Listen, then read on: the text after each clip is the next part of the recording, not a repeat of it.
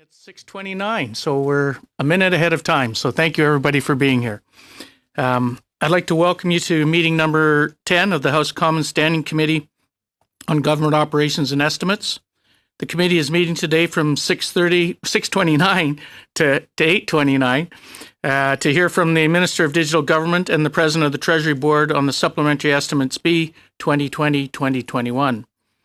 To ensure an orderly meeting, I would like to outline a few rules to follow. Interpretation of this video conference will work very much like in a regular committee meeting. You have the choice at the bottom of your screen to either use the floor, English, or French. I would ask that you choose, when you're speaking, the language that you are speaking. Before speaking, please wait until I recognize you by name. When you're ready to speak, you can click on the microphone icon to activate your mic. When you are not speaking, your mic should be on mute. In response to point of order during the meeting, committee members should ensure their microphone is unmuted and say point of order to get the chairman's attention. In order to ensure social distancing in the committee room, if you need to speak privately with the clerk or analyst during the meeting, please email them through the committee email address. For those people who are participating in the committee room, please note that masks are required unless seated and when physically distancing is not possible. I will now invite the Minister of Digital Government to make her opening statement. Minister? You're on mute. There we go. Yep. Okay, thank you, Mr. Chair, and I'd like to thank the committee for inviting me here again to discuss the 2020-21 Supplementary Estimates B for the digital government portfolio. And I'm joining you here from the traditional unceded territory of the Musqueam, Tsleil-Waututh, and Squamish peoples. As Minister of Digital Government, I lead the teams of the Chief Information Officer and the Canadian Digital Service, both in the Treasury Board Secretariat, as well as Shared Services Canada, to deliver the government's digital service agenda. And today I'm joined again by Karen Cahill, Chief Financial Officer for TBS, Mark Briard, CIO for the Government of Canada, and Paul Glover, President of Shared Services Canada, and lastly, Samantha Hazen, CFO for Shared Services Canada.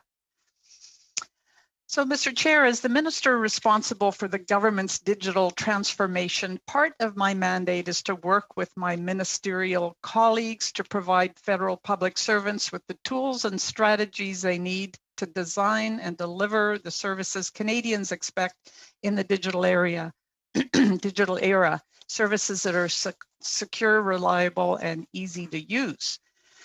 And to continue our successful shift so far to digital government, we must also change how we work within. Instead of seeing departments as siloed organizations with separated responsibilities, we need to think across government as a whole, because that's the only way we can provide seamless service to the public. And each of the teams that I lead in SSC, CDS, and OCIO have a key role, from setting government-wide policy and standards on service and digital, to supporting and modernizing the IT that supports digital delivery, to building the digital tools that are deployed across departments and serve Canadians on the front lines. This work is starting to break down the culture of silos and bring in an enterprise approach. This is how we will become a modern, digitally enabled government that delivers reliable service at any time from any device, including in person, the kind of service that Canadians expect. COVID-19 has highlighted the fact that new policies and programs are important, but even more important is just how we deliver them. Is a particular service convenient for the person receiving it? As an MP with an office helping constituents, I can tell you historically, sometimes it's not that convenient. But last spring, when Canadians and businesses urgently needed financial support, they couldn't wait and they couldn't apply in person. So departments worked together to quickly deliver new programs and services digitally. It was all hands on deck. And that's how we delivered programs like the CERB or the COVID Alert app in a matter of weeks. This urgent digital response to COVID-19, Mr. Chair, often took public servants outside of our regular processes and comfort zones. And that culture change is critical to my work going forward. I'm focused on seizing this momentum so our government can deliver better, faster, and more reliable services to Canadians in the future. The items included in the Supplementary Estimate B reflect the increasing need to deliver the types of services Canadians expect. In these estimates, Shared Services Canada is requesting Parliament's approval to increase its authorities by $278.4 million to $2.49 billion. This increase includes $91 million for IT services that directly support COVID-19 emergency relief programs, including rapid deployment of connectivity, collaboration tools, and emergency IT equipment for public servants. It includes $84 million to replace data center equipment for safe storage of information and network tools to reduce vulnerabilities and meet security standards. It includes $37.3 million for IT modernization initiatives, including activities that advance a digitally enabled workforce. $31.3 million for the Secure Cloud Enablement and Defense Project to build secure access to cloud services, which will in turn provide better services to Canadians. It will include $23.5 million for core information technology services and funding to support partner-led initiatives, and $10 million for secure video conferencing to expand secure communications for ministerial communications and cabinet committee meetings. These investments will help to provide federal servants and departments with the tools, guidance, and capacity they need to improve operations and support the delivery of better services in the digital age. So thank you very much, Mr. Speaker, and I am pleased to take questions from the committee. Thank you, Minister. I appreciate that. And we'll go now into the first round of questionings, and we have Mr. Lloyd for 6 minutes. Thank you, Mr. Chair, and thank you, Minister, for appearing again before committee. My first question, Shared Services Canada, which is under your portfolio, which exists to provide the federal government with IT and digital services, will spend a reported $2.1 billion this year. Now, that's an over 40% increase from when you took office. Now, I also read in the annual Bloomberg Innovation Index, which measures countries' innovation and things such as the digital economy, Canada's actually fallen 2 places year over year. We've fallen behind countries like Slovenia, Australia, and Italy. And I'm just wondering, with an increase in 40% increase in spending on digital services, why are we falling behind when it comes to innovation? Well, thank you for that question. And I will say that SSC continues to work to transform the IT and digital fundamentals of the Government of Canada based on modern enterprise standards. As we had discussed in the last committee meeting, there had been really decades of underinvestment in our IT infrastructure and connectivity. So we have started with a huge deficit in 2016, and we have begun the process of investing so that we can update and maintain these systems as we go along, and that is critical to better serving Canadians. I'm happy to talk about some of the specific things that will be done with the Estimates B funding. Well, I'll just move on to the next question, but thank you, Minister. Yeah. It's been raised to me by some stakeholders what they view as a disturbing trend called project splitting. And project splitting is reportedly where when there's one large project with a large amount of money involved, it requires a great deal of signing authority and scrutiny. And there's been observed allegedly a strategy in the departments to project split into smaller bite-sized projects so that they do not require more signing authority. Is this a procurement strategy that you as minister endorse for digital government? Well, thanks for that question. And SSC is a major procurer of goods and services. I'm very proud of the focus on procuring from small and medium-sized businesses. We spend about 87% of our money on SMEs, of which almost all is going to Canadian companies.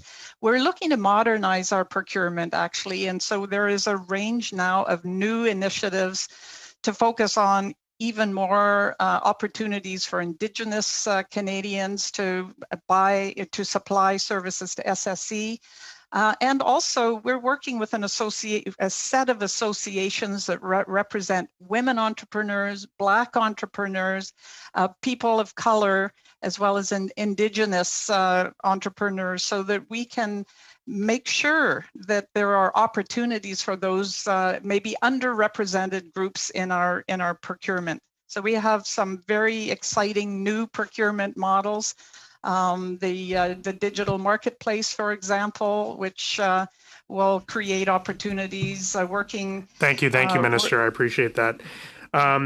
In the last meeting, I mentioned a case related to global affairs where they had completed a project which led to Cisco offering lower prices than what were offered to Shared Services Canada for the same products that Shared Services Canada procured through a sole source contract.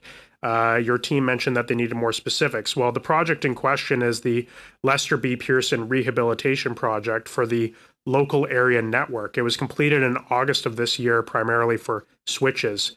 So in the last 1 to 2 years, if it's true that Shared Services Canada purchased the same equipment that was provided by Cisco to Global Affairs for this project, can you please consider, why was the cost so much lower when Global Affairs Canada did an RFP? Why is Shared Services Canada not also conducting RFPs so they can get the best prices for Canadians, taxpayers?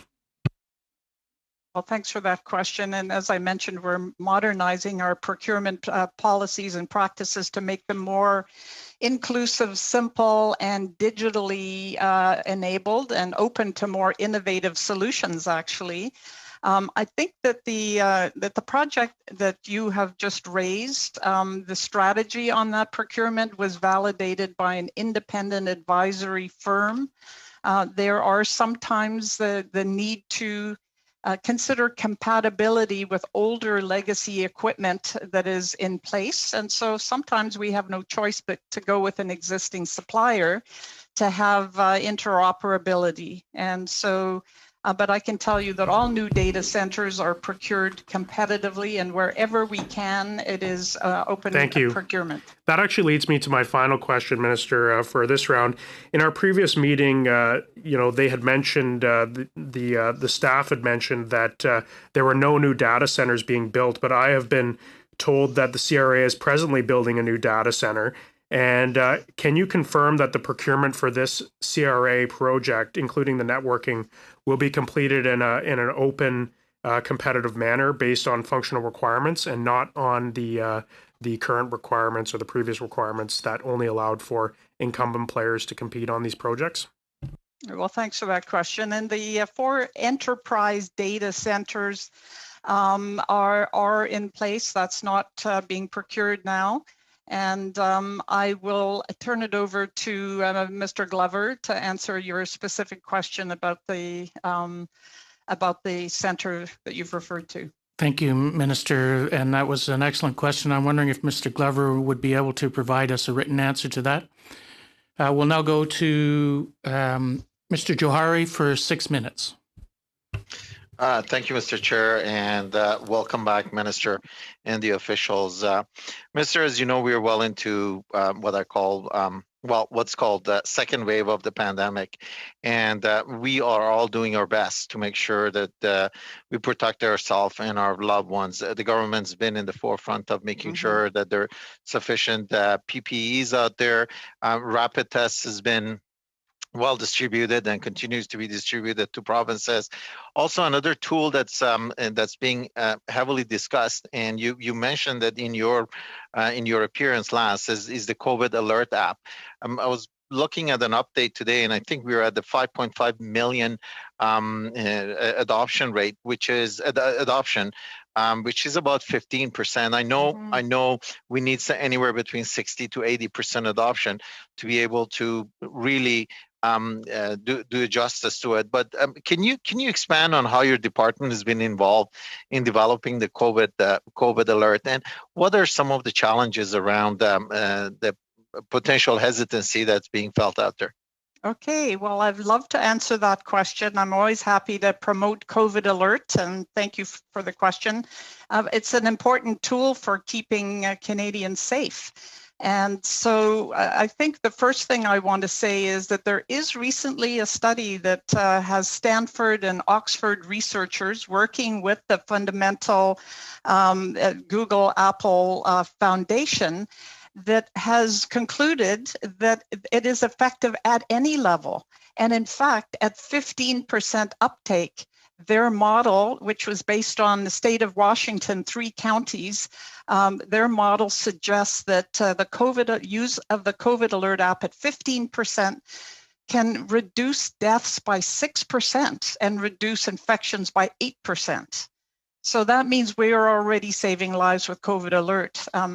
It was the Canadian Digital Service that worked with some open source code that the Ontario Digital Service had started working with, that is on an Apple Google Foundation to create an app that one of the fundamental parts of this app and why people should feel safe and confident in downloading it is that it was designed with privacy utmost in mind.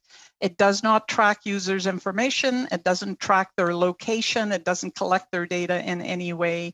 And even the Federal Privacy Commissioner has said he is planning to download it. So what, Mr. Johari, how it works is that if a person with the app is within a proximity of under 6 feet to someone else with the app for over a certain time period, their phones will exchange Bluetooth signals. And that way, should someone test positive, they will be given a one-time key that they can put into their phone, and their phone will then send a notification to anyone with whom they were in close proximity for the time period. We've done some upgrades already to refine this and narrow the window of potential vulnerability more closely. And so we're continuing to make sure that this is as effective as possible and working with provinces like British Columbia and Alberta to respond to their questions and concerns. And they both those provinces could use this app, and I'm optimistic that they will be part of this national program before too long. Thank you, Minister. If we could switch topic and talk about the digital platform that's being made available for some of these programs that we are rolling out as part of the COVID-19. Can you shed some light around what tools and services is your department is rolling out in support of the Canadians? Often, users find it very difficult to be able to navigate. We are becoming accustomed to tools such as, Canada.innovation.ca, which you will go in and kind of talk about your business story, and it gives you all the options. Are we thinking about something like that for if you have a COVID story that you could go and tell, and they'll give you all the programs that might be available for you and kind of automatically connect you into CRA and other services? Can you shed some light on that? Well, I can talk about the things that we've done already, and very much focused on people, very much customer focused, as you're alluding to.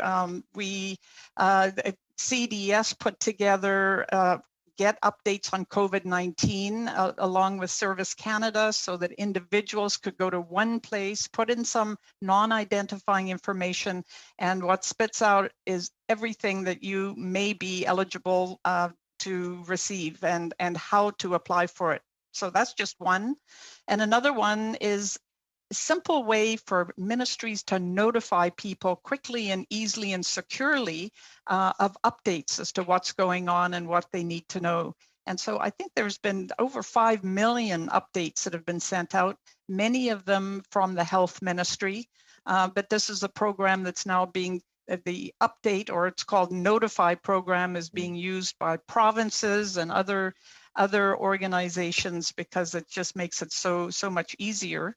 There's other ones I could mention, but I thought I would turn it over to Mark Briard briefly to add in his context. Thank you, Minister. And once again, 6 minutes goes by very quickly. So if we could ask for someone to further up that with some written response, we appreciate that sent to the clerk. We will now go to Ms. Vignola. You have 6 minutes.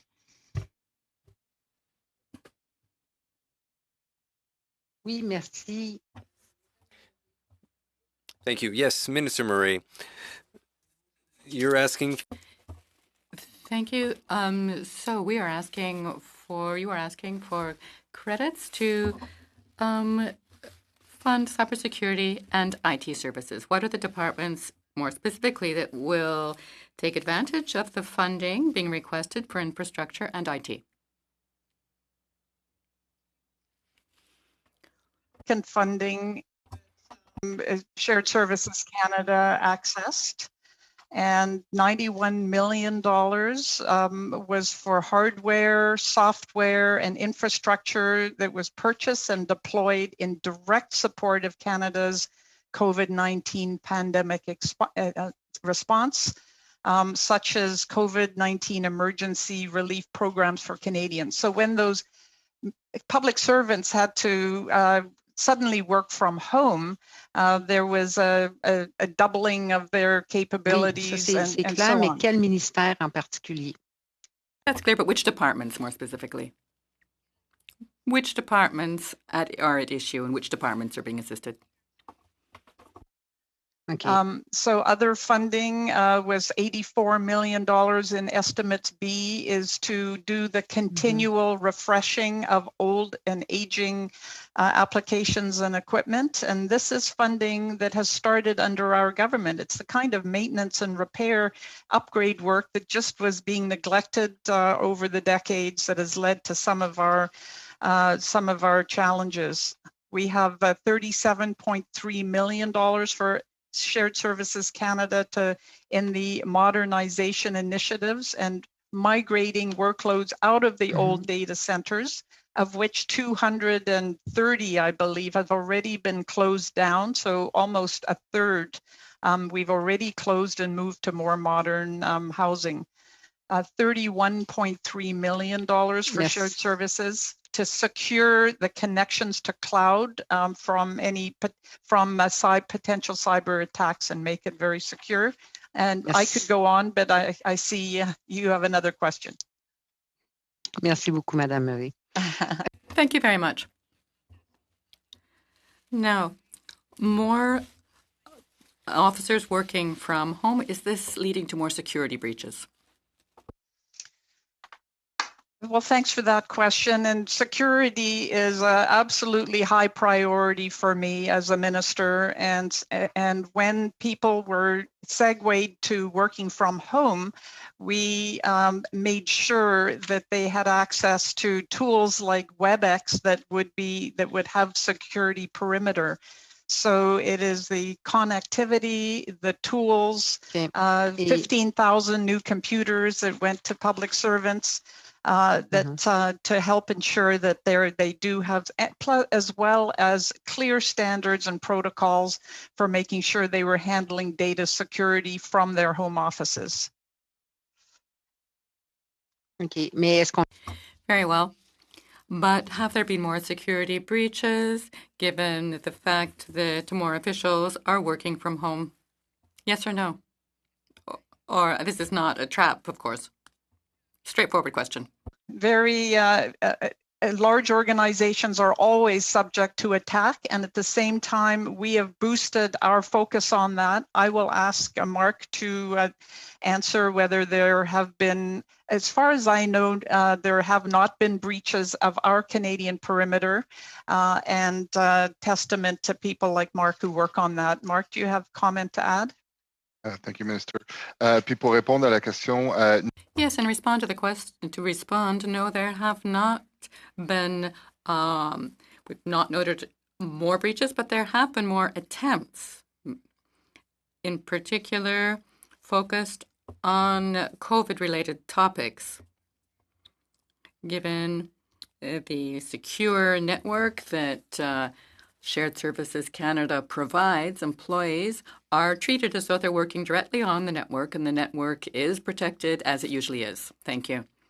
On the 13th of November 2020, so this year, the Parliamentary Budget Officer sent a request for information to SSC for the amounts used for cybersecurity and call centers and health measures for First Nations peoples. Did you provide the information requested as requested before the 27th of November? And if not, when do you think you will? So this is about openness and transparency, which are very core principles for me and for our department. Yes, our department has been in communication with the Parliamentary Budget Officer, and they're working through the answers that the PBO is looking for. And I'm happy to have Mark answer in more detail if the member would prefer. Merci. En effet, Thank you. In writing, that will be much appreciated. Mr. Chair, how much time do I have left? Seconds for question and answer, Mademoiselle. D'accord. Very well. The Parliamentary Budget Officer also asked to have this information provided on a weekly basis.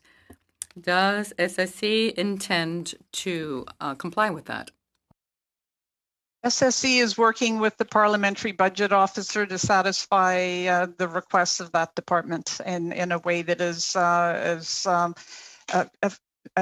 cost effective and as efficient as possible. Thank you, Mademoiselle Vignola, and thank you, Minister. We will now go to Mr. Green for 6 minutes. Thank you very much, Mr. Chair. And my good friend, Mr. Lloyd, I think, opened up his round of questioning with some really important questions. I'm a former city councillor, and I know that in issues or instances perhaps of, I would say, shady dealings around procurement, one of the ways staff would do that is to break up big contracts and to have them procured out at smaller contracts. And I noted that the Honourable Minister had a bit of a chuckle, but didn't quite answer the question. So I want to make sure I get a chance to put the question back to her, that when she became Minister, was she briefed on this practice as a point of procurement, given the size, scale, and scope of the IT modernization within her purview? Well, thanks for that question. And I have not been briefed, nor have I any information that would suggest that that's a practice in the Government of Canada. And I mean, procurement is inordinately important. And that's why we're modernizing it to make sure that SMEs and others typically disadvantaged with large projects that SSC procures will have access. I'm happy to turn it over to well, that's fine. That Paul will suffice. Glover if he may have more. No, that will suffice, because there is a challenge process. It's listed on the buy and sell. We have a whole office on a procurement ombudsman which deals with complaints. Has your department ever been investigated for complaints on procurement as it relates to this, or any other irregularities as it relates to procurement? I checked on the site, but I couldn't quite find it in time. Well, I just would say, Mr. Green, that with spending the size of SSC, if we had never been asked that, if we had never been challenged, I would be shocked. But I'll put it over to Paul Glover to tell you whether we have or not. And it could be a brief yes or no, Mr. Glover, if there's any investigations underway to your knowledge. underway right now. To my knowledge, the answer is no. There have in the past been CITT complaints. We use the ombudsman regularly and procurement monitors. Yep. And it is our intention never to break procurements. It goes against our ability to bulk them up and obtain the best deal for the government of Canada and the Canadian taxpayer. But I think it could be said that in IT sometimes there's a culture where people are maybe a little bit preferential to one system or service, and I'm just wondering, has there been any instances that you know of related to the recent modernization, perhaps not under investigation now, but within recent memory? I'll let Paul answer that again, because Sure. I'm not aware of any. Sure. Thank you, Mr. Chair, for the member's question, and I would echo the minister's comment. I'm not aware of that. The vast majority of our procurement is done through competitive processes or through mini competition through pre-qualified vendors. So it might not be open each and every time. We do over 10, 11 contracts a day, every day. Right. So oftentimes we go to pre-qualified. And how often are you audited on that through you, Mr. Chair? Again, I'll ask Mr. Glover to answer that. That's fair. I will have to, Mr. Chair, I'll have to provide an answer in writing. I'm not sure off the top of my head. I just happen to have the privilege of being on public accounts as well. And so it's often the case that we're involved in studies. And, I bring this stuff up because there are, as you mentioned, 11 contracts a day. There is significant dealings within this purview as it relates to the emergency funding for CERB. And I would like for you maybe to comment in Ontario, for instance, 4 of its employees, all family members, defrauded the provincial government of $11 million in COVID relief. They were in the IT field.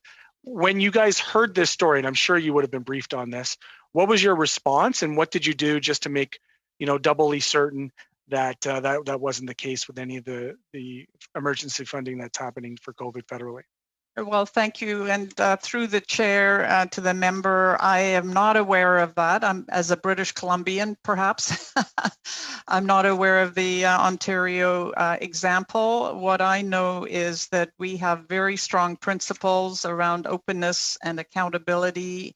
I do appreciate that, Madam Minister, but the challenge is that you're the minister of this digital government. This is a pretty material thing, and I would put to you that the fact that this happened within the IT department of a provincial government ought to have been brought to your attention. I say that respectfully to your senior staff. You had claims, accusations of IT staffers illegally issuing themselves bank checks within the IT department. It is a pretty significant thing, and I would ask that subsequent to this meeting that you are brought up to speed on that, because as you know, the security of the IT department in a time of frenzied spending and investments and supports is critically important. Okay, well, thank you. And I work hand in glove with SSC. I was briefed several times a week as we were standing up the remote work. I have utter confidence in the leadership at SSC, and I know Paul has something to add in terms of the detail here. Thank you, Mr. Chair, for the member's question. Just to reassure the committee that we have a number of checks and balances that would prevent that from happening. So there are reviews that have to be done, so you can't negotiate and sign, those sorts of examples. So there's always multiple sets of eyes. We also grade our projects in terms of the level of risk, and that determines the level of oversight to make sure that that is provided. That is regularly challenged by our departmental audit committee to make sure that the appropriate controls are in place. During the COVID pandemic, we actually, at my request, increased the frequency of our meetings with them to monthly rather than quarterly to make sure that they were able to look at what we were doing, that we had the appropriate controls, because we knew we were moving quickly. And I would add that a recent audit of our procurement practices by Deloitte concluded that our practices are sound. Yes, we hear from Deloitte quite frequently at this committee. Thank you, Mr. Glover, and thank you, Mr. Green. That ends our first round, and now we'll go to our second round. And with 5 minutes, Mr. Paul Hughes. Merci. Merci, Monsieur le Président. Thank you, Chair. Good day, Madam Minister. The question is for you. First, hang on, I don't see myself up here, but all right, all's well. First question, is about the WeChat application. As you know, the United States wished to ban this app, which is controlled by the Communist Party of the People's Republic of China. A few months ago, members of your cabinet who used WeChat to collect funds to undertake court action against Global News because Global News was covering this matter. My questions are, first, was that employee fired, first? And second, do your offices still use WeChat, yes or not, or no? And I'm happy to put it on record that WeChat's a social media platform that's used by members on all sides of the House. Participation in this group, like Facebook, is guided by posted guidelines. It was not a member of my staff that posted a fundraiser. It was a member of the public who was part of that WeChat group. And the individual violated the guidelines of my WeChat group and is no longer part of the group. Je suis content de savoir ça. Par contre, I'm pleased to hear that. However, are you aware, as Minister of Digital Government, that WeChat is under Chinese control and that that's a security risk, yes or no? I do want to point out that the Conservative Party of Canada maintains a WeChat account as well. The only federal party that does so, and it is important to do outreach to all members of our community. WeChat is a way Madame to la connect Ministre, with Madame la members of Ministre, the je vous attaque. Chinese. Madam Minister, I'm not attacking you. I'm simply putting a question. You are the minister in charge of this, and if my party is still using it, well, I'll bring that up with my party. But right now I'm speaking to you as a federal minister of the Government of Canada. So is this still being used? Is this app still being used? From what I understand, you said yes. Do you think that we should banish it from our systems? And I'll speak to the Conservative Party myself. But I have to say, Mr. Paulus, that's not my role as Minister of Digital Government to weigh in. That would be part of CSE or our Public Safety Ministry, and we have not heard any, at this point, any concerns about that. Merci, Madame. On ira voir un autre ministère. Fine, I'll go and speak to someone else, another department. You have said that there are a number of programs that were set up quickly for COVID. However, it's a little bit of a problem with rushing into things. We learned in June that personal information, 5,500 people who had accounts with CRA were compromised. And later we learned that that was 11,200 accounts, including accounts involved with a number of departments and portals. And we've even learned that that's been quadrupled. So the information we have is that there's now 50,000 Canadians whose personal information was stolen because they were working with government sites. Can you confirm how many victims of identity theft are linked to accessing COVID programming? And first, I'll say that we have a core responsibility to protect Canadians' information, and I take that very seriously. The government GC Key platform itself was not compromised. But like any large organization, the government systems are constantly under attack using illegally acquired information and logins. So we're committed to always responding, and I would like Mark to be able to talk more specifically about the numbers and what kind of je vais laisser Marc parler parce que là, je veux savoir s'il y a 50 000 Canadiens qui ont été... Sure, but I'd like to know if 50,000 Canadians have been victimized. Yes, I can help you with this. The numbers have changed as we carried out in the investigations.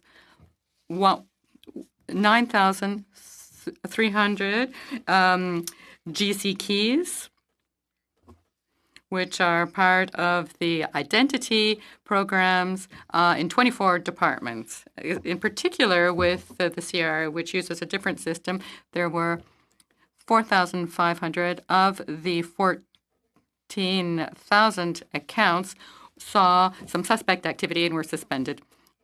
Do we know where this theft comes from, externally or internally? Si on peut avoir une note...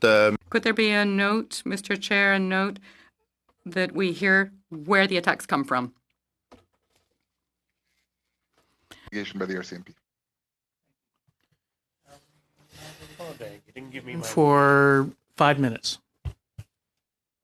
That's me, Mr. Chair. Sorry, I didn't catch that.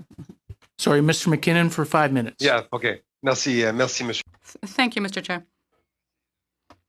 And I'll try to get back to matters that are focused on our future. Madam Minister, in your mandate letter, and we touched on this with Mr. Glover in your absence last week, after you had left in the second hour, your mandate letter indicates that you will be managing the renewal of SSC, Shared Services Canada, providing common infrastructure, shared infrastructure in IT to the Government of Canada. Can you update us on this project?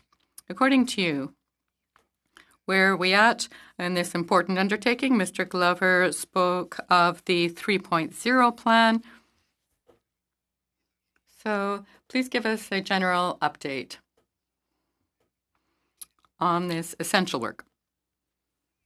Very much, and I must say it has been very essential work as we suddenly had to pivot from people working in their offices to working from home.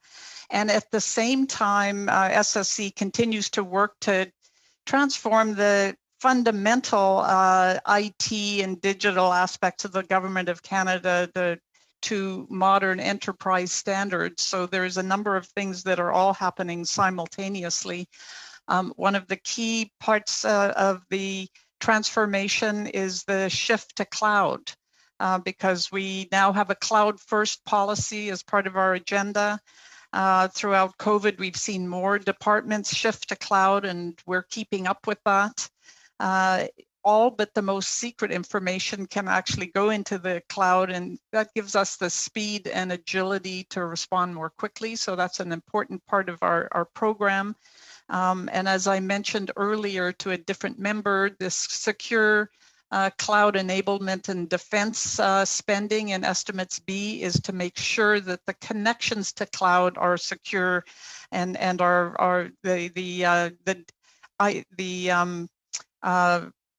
anything coming at us is identified and neutralized. Another aspect is secure remote work capacity, and that doubled literally in a matter of weeks, which enabled Microsoft Teams, which is a secure suite of tools for public servants that we were planning to roll out over a couple of years. Were essentially rolled out in weeks to 40 departments, including 187,000 public servants, suddenly had access to these more modern tools. We increased teleconference capacity threefold.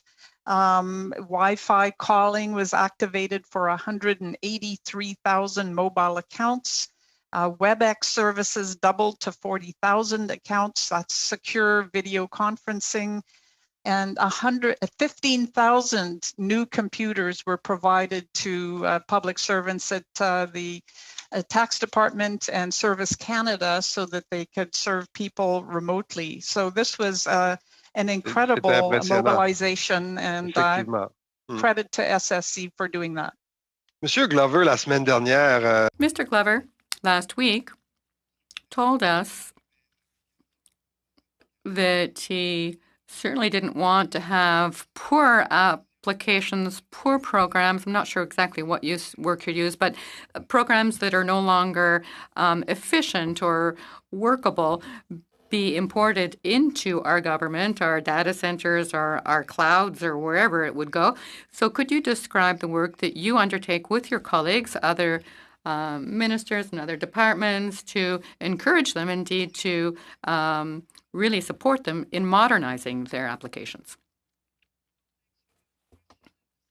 Critical part of modernizing, and so and this is where the Chief Information Officer branch works very closely with SSC, because SSC is providing the new data center hosting, enterprise data center, and managing the procurement of cloud services. But not all of these applications, as you mentioned, are suitable to go into cloud. Someone mentioned to me the image as if an application is old and challenged, then it would be like moving your house and you move the garbage can full of garbage with your furniture, and then you unpack it into the garbage can in the new house. So that's pretty graphic. But what we are doing now is we are inventorying every application and giving it one of 4 ratings. It either is good to move to cloud now, or it needs to be updated and upgraded. That's the service and maintenance that is a deficit from decades of inattention. Thank you. Thank you, Mr. McKinnon. We will now go to Ms. Vignola for 2.5 minutes.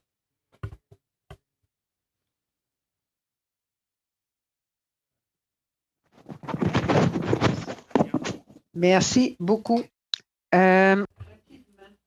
Thank you. Very quickly. We were talking about aging systems, and we were concerned that at one point that systems would crash because they could not meet demand. We know that during this pandemic, there's been a very high demand, and how is the federal government modernizing its systems during the pandemic in order to avoid a very serious crash in the different departments?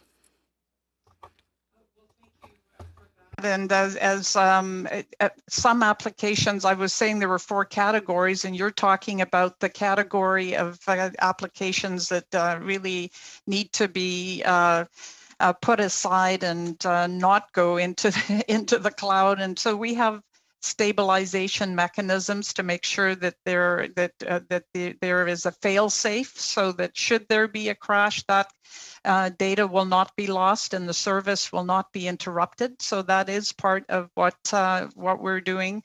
And the other thing is that there are modernization initiatives for some of the older very critical applications that are used to serve Canadians. And what's happening now is we are taking an enterprise approach, a digital approach to these modernizations. So in the past, the government might spend 2 years planning a modernization and 5 years doing the work on a very complex application, and then to find out at the end whether it actually, when you flip the switch, whether it works or not. We're not doing it that way anymore. We're doing it based on digital principles, where there are a much closer work with the people who will be using the application, and there are small pieces where there are pilots and checking, does that work? And if so, then go to the next piece, does that work? And so by the time we're ready to be using the new application, it has been tried and we know that this will work. So it's a whole different style of updating that we are applying to our large application modernizations. And Mr. Brouillard may have more detail to offer. Thank you, Minister, and thank you, Mr. Brouillard and Ms. Vignola. Thank you for your questions. I will now go to Mr. Green for 2.5 minutes. Thank you. Shared Services Canada is requesting $84 million under votes 1B and 5B for enabling digital services to Canadians. What digital services would be provided with this funding? I think I'd like to ask the Chief Financial Officers to answer that question when it gets down to that granular detail. Thank you, Mr. Chair, for the question. SSC is indeed asking for new funding of $84 million for enabling digital services to Canadians. This funding is for our Information Technology Refresh Program. This program looks to continue the cyclical refresh and upgrade of tangible assets. It serves to mitigate the risk of service interruptions due to failing IT equipment and ensure the ongoing sustainability and integrity of existing IT infrastructure critical to the management of departmental programs and the provision of digital services to Canadians. That sounds great. I'm just wondering specifically, is there specificity in the investments as relates to which departments are getting which capital assets and what their useful expected life cycle would be? Again, I'll turn that over to the Yes, department officials. the question was directed there, Your Honourable Minister. Mr. Chair, I'm off mute. Thank you, Mr. Chair, for the member's question. We can attempt to follow up in writing. It is quite an exhaustive list because it is not one class of hardware. We go through and identify through a risk, those things that are most at risk of failing, where they're at age, where we have seen performance issues and feel equipment needs to be changed out. So it could be replacing storage arrays. It could be replacing how come these wouldn't have been in the mains then? If you've known this, if this was like something that was in your work plan, why didn't it come out in the mains? Because we didn't have them, Mr. Chair, the quick response is because it was not part of the A base and it was asked for as supplementary, and that's why we're getting it through the supplementary estimates. Okay, thank you. Green. And now we will go to Mr. Lloyd for 5 minutes. Thank you, Mr. Chair. In our last meeting last week, it was indicated that the bulk of technology spending in the Government of Canada is done by Shared Services Canada, which has a budget of between 2.2 to 2.2 billion. An order paper question sent in by my colleague Ziad Abeltaif asked for a summary of all technology spending by the Government of Canada in 2018 and 2019. The response from the government was that there was $6.8 billion spent on technology that year. So my question is why, well, two questions. Why is so much technology spending happening outside of Shared Services Canada? And do you, Minister, have oversight over this additional digital spending across the federal government? Well, thanks for that question. And digital government is about supporting the other ministries in being effective in serving Canadians through the IT and digital tools that they have. So through the Chief Information Officer branch, we have policies like the policy on service and digital and policies on security and other matters that provide guidance to public servants in all of the ministries. I'm just wondering, Minister, do you have oversight over the estimated $4 billion that's being spent on technology and other departments? Do you have oversight over that additional spending? No, that's not my role to have oversight over all of that spending, though probably SSC has a very good handle on, and CIOB have a good handle on the spending in the other ministries as well. We're the central agency that provides guidance and support through the Chief Information Officer branch, connecting with the CIOs and their teams in all the departments. Thank you, Minister. Something you said in the previous round of questioning really struck out at me. Just wanted to confirm and clarify.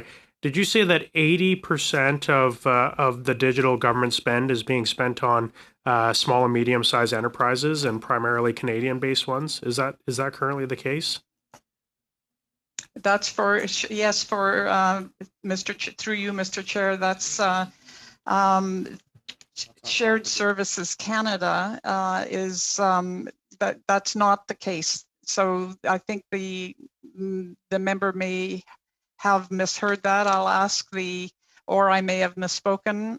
It's 79% of our contracts were awarded to SMEs in 2019-2020, value of $877 million, and 98% of those were Canadian companies. So it was 79% of the contracts, not necessarily of the dollars itself. Okay, yeah. But the vast majority of the dollars are still being spent on sort of large, mostly American-based IT companies? I don't have the figure for the dollars that are spent on Canadian procurement, but I'll ask Mr. Glover if he has that statistic. And before, because I'm going to ask Mr. Glover a question quickly, and then maybe he can answer both. My previous question, which got cut off, is the CRA presently building a new data center as opposed to an enterprise center? And if so, can you confirm that the procurements for this project, including the networking, will be completed with an open tender based on functional requirements and not on the same equivalency requirements? Thank you, and I'll turn that over to Mr. Glover. But I do want to point out that we have a mandate to provide good quality service through SSE that is cost effective and secure, and where that can be provided by Canadian companies, of course, we're happy to procure locally. Thank you, Minister. So, Mr. Glover, do you have answers to those other questions? Thank you, Minister and Chair, for the member's question. I can confirm that CRA is not building a data center. No data centers are being built. They do have workloads in existing data centers that are being moved to an enterprise data center, and any procurements related to that will follow procurement processes. And anything Which procurement processes? Which procurement processes? The old ones or the new ones? The current ones of the Government of Canada to ensure that we comply with them. So there will be undoubtedly, Mr. Chair, a mix where we have some specific areas I've explained in the past that is legacy, where we have to do like for like, and anything that is new and forward-looking, we will be open with the vendor community to ensure that there is equivalency and it meets the requirements of the department. Thank you, Minister. Thank you, Mr. Glover. Thank you, Mr. Glover. We'll now go to Mr. Weiler for 5 minutes. Thank you, Mr. Chair, and I'd also like to thank Minister Murray and all of our officials for joining our committee again today. I want to pick up on something that was just talked about, and it's quite impressive number that 79% of the contracts that are signed with Shared Service Canada's are contracts with Canadian SMEs. Because I know that many small and medium-sized businesses face barriers when they're doing business with our government and with the Government of Canada. They often don't have the experience of working with government. They don't have necessarily the dedicated procurement people that big businesses may have. And so, in fact, many of these businesses may find it burdensome and complicated to work within the procurement process. And with this in mind, Minister, I was hoping you could discuss a little bit more detail what the department is doing to tackle this issue. Well, thanks for that question, and I just want to reinforce that that the spending of the digital government is substantial, and so from my perspective, it's very important to adhere to our guidelines of cost effectiveness and security, while at the same time, if possible, making opportunities for small and medium-sized enterprises and particularly businesses that help create greater inclusion of some of the groups that find it harder to access government services.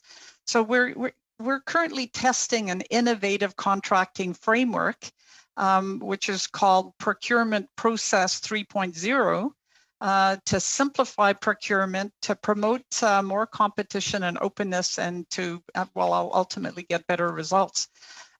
So we're working with TechNation, which represents many of the IT providers, both big and small.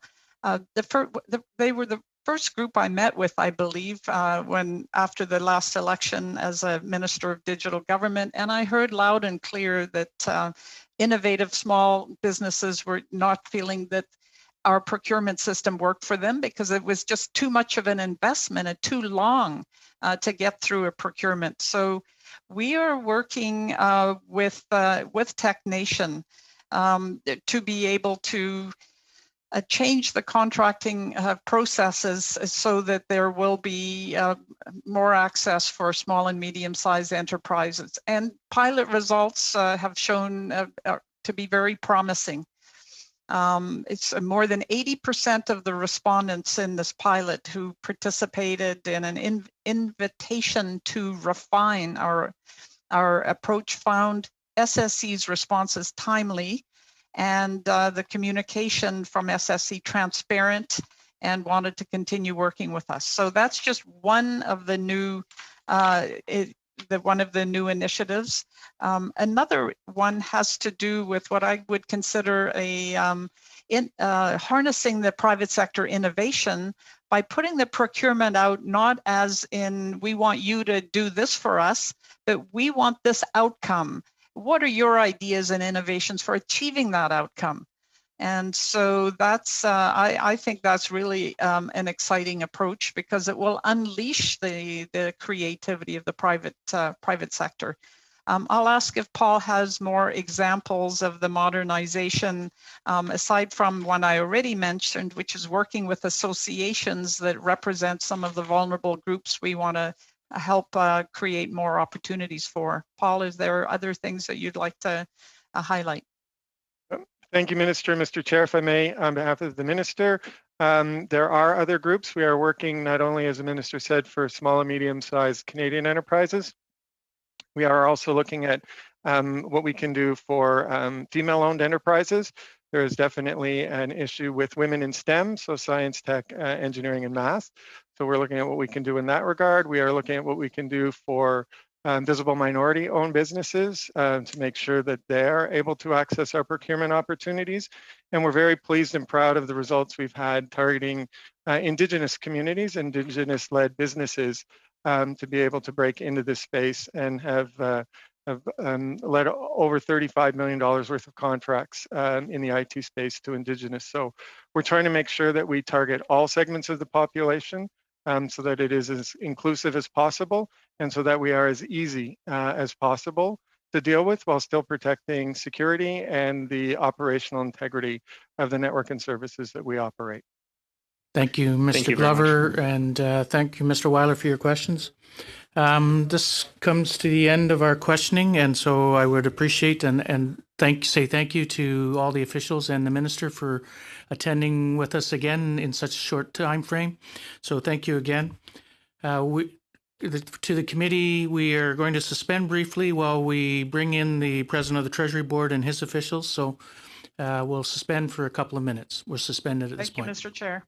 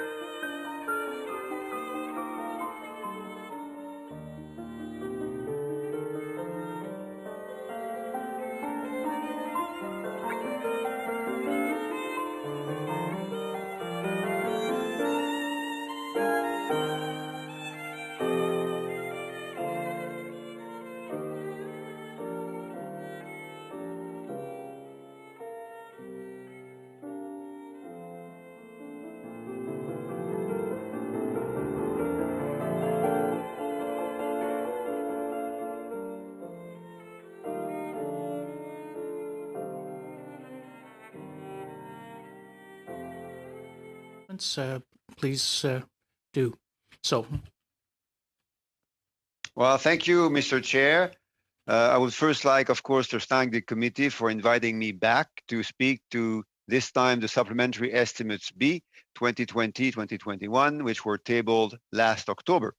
With me today, I have the pleasure to introduce you to Glenn Purves, who is Assistant Secretary, Expenditure Management Sector, Karen Cahill, who is Assistant Secretary and Chief Financial Officer, Sandra Hassan, Assistant Deputy Minister, Employment Conditions and Labor Relations, and finally Kathleen Owens, who is Assistant Controller General, Acquired Services and Assets. Now, these supplementary estimates B are the second of three supplementary estimates planned for fiscal year 2020-2021. They outline new and updated spending needs for programs and services that were not sufficiently developed in time for inclusion in the 2020-2021 main estimates.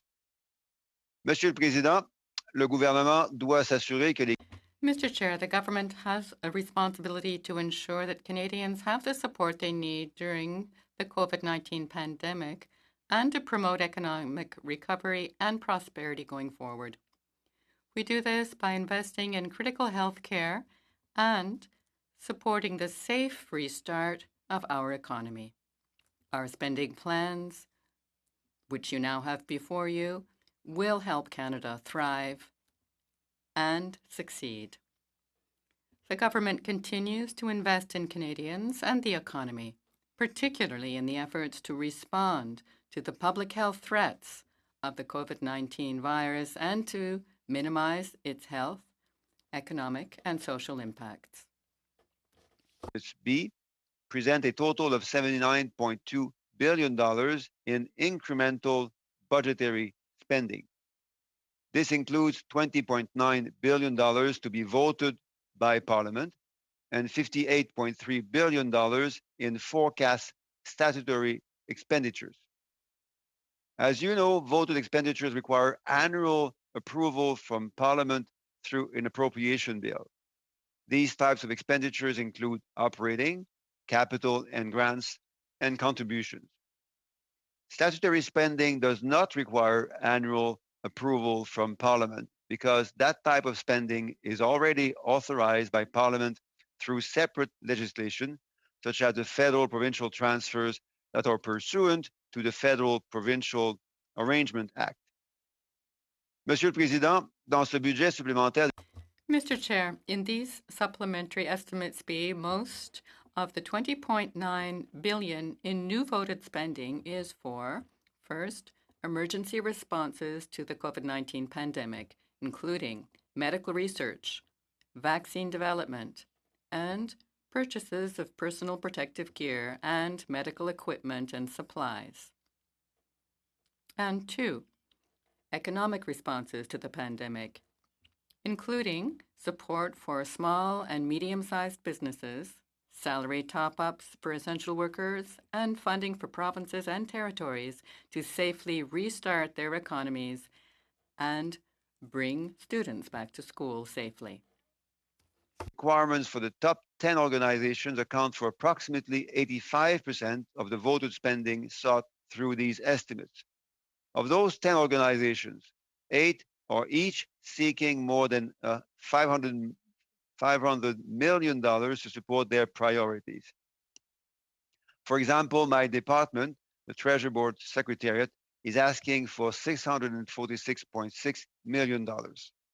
In addition, the $58.3 billion in planned statutory spending included in these estimates reflects the government's key response measures and emergency supports, including A, $28.5 billion for the Canada Emergency Response Benefit, B, $12.3 billion for payments to provinces and territories for the Safe Restart Agreement, C, $3.8 billion for medical research and vaccine development, and D, $3.3 billion for the acquisition of protective gear and medical equipment.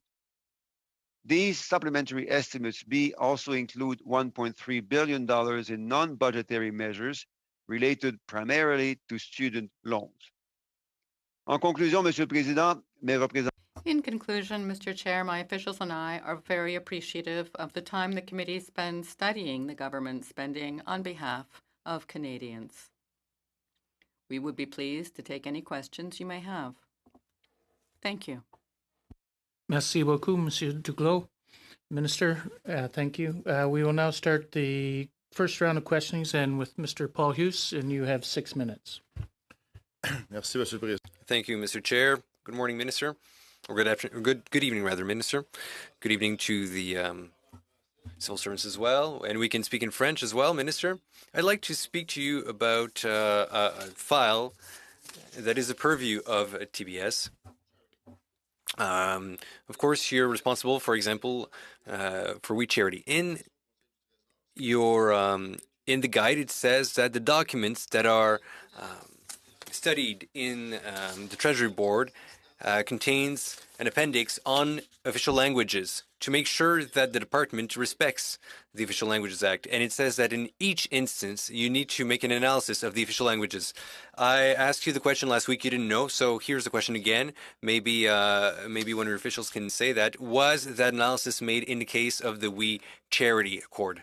Thank you, Mr. Paulus. It is, in fact, great that we can speak French together, especially since we're neighbors in Quebec. So 2 things first, and then I'll give the floor to Kathleen Owens, who can give you more specificities. So TBS determined that all the necessary authorities was the purview of the minister responsible for that file.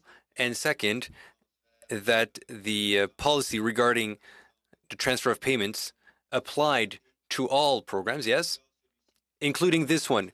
But Mr. Duclos, wait just a second. Well, Mr. Minister, you're saying that in the case of We Charity, this was a new program, $42 million earmarked for the brothers, $900 million for all across Canada, and you're telling me that in the case of that file, it was not needed to do an official languages analysis. Is that what you're saying?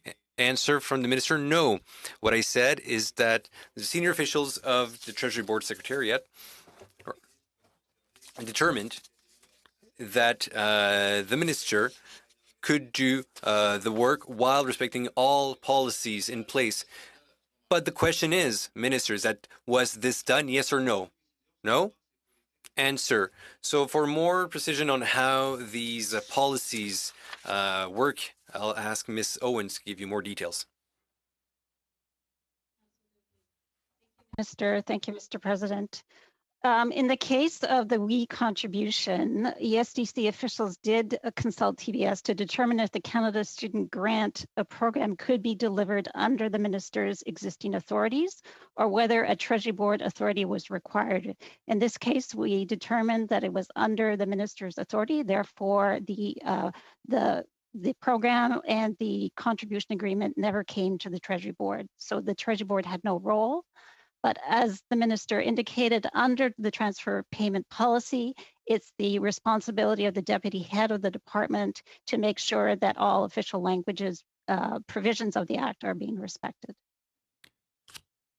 Donc, en résumé, so for Minister Qualtrough, it was cited that it was not necessary to do. I can't hear Mr. Paulus speak, says Madame Vignola. I couldn't hear interpretation, says Ms. Vignola. Nothing.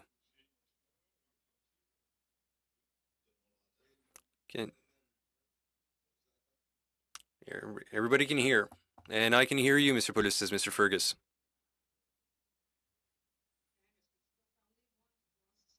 Pierre, can you speak again? Yes, 1, 2, 3 test. 1, 2, 3. It works. You at when this came about, so go ahead, Mr. Paul Hughes. Donc, je repose ma question. I'll ask my question again. Can you confirm that Minister Qualtrough has assessed the situation and determined that it was not necessary to have an official languages analysis in the case of the We Charity file?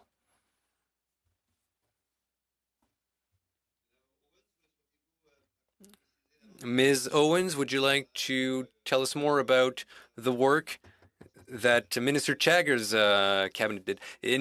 in this instance, it was Minister Chagger, in fact. Can you tell us more about the work that Minister Chagger's officials did regarding the authority that they had? Officials contacted the Treasury Board Secretariat to determine if the program could be delivered within the existing authorities. We determined that was in fact the case, so the initiative never came forward to the Treasury Board. So it would be up to the department to make sure that the Official Languages Act is being respected in the delivery of the program. That's a provision of the transfer. Je crois que ça fonctionne pas parce que All right, I'm sorry, I don't think this is working. Given that Minister Duclos mentioned that the minister thought that she had the authorities in place, and then Ms. Owens has just said that the question was put to the Treasury Board Secretariat Office. Not very clear. I haven't much time, so I will push on, but this question has not been settled. On to the estimates.